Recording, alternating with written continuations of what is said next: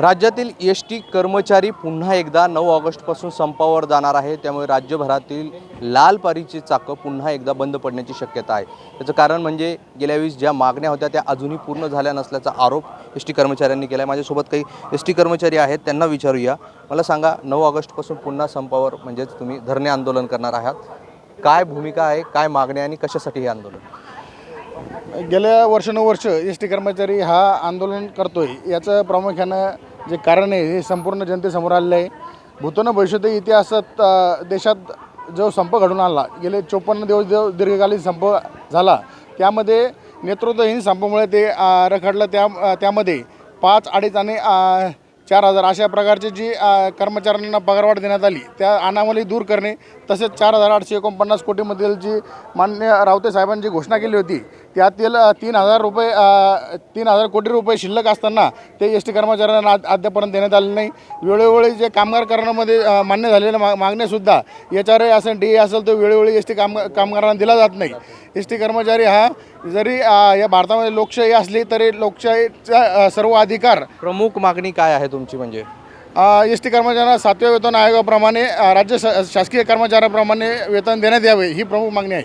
बरं, 9 पासून कसं हे आंदोलनाचं स्वरूप असणार आहे? यात कोण कोण सहभागी होणार आहे आणि राज्यभरात हे आंदोलन होणार आहे का? संपूर्ण महाराष्ट्रभर आगार प्रवेश दळ असतील किंवा विभागीय कार्यालय असतील, विभागीय कार्यशाळा असतील, संपूर्ण महाराष्ट्रभर हे राज्यव्यापी आंदोलन असून सर्वच्या सर्व कर्मचारी हे धरणे आंदोलनात सहभागी होणार आहेत.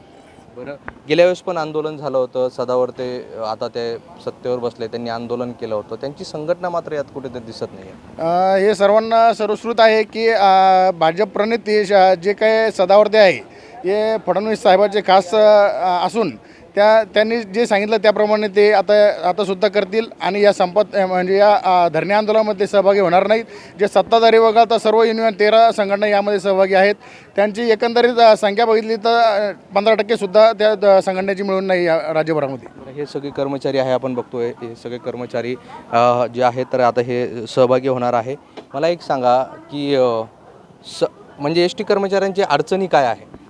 मुळात ॲक्च्युली कर्मचाऱ्यांचा पगार खूप कमी आहे. यांना राज्य शासनाप्रमाणे वेतन दिले जात नाही आणि वारंवार त्यांना आंदोलन करूनसुद्धा आंदोलनाची दखल घेत नाही.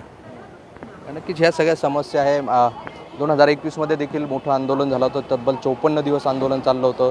सदावर्तेने या आंदोलनाचं नेतृत्व केलं होतं. मात्र त्यानंतर मागे सरकारशी चर्चा झाल्यानंतर आंदोलन संपलं. मात्र समस्या आणि अडचणी आणि त्यांचे प्रश्न अजूनही कायम आहे. त्यामुळे एस टी कर्मचारी पुन्हा एकदा 9 ऑगस्टपासून आंदोलन करणार आहे, म्हणजेच संपावर जाणार आहे.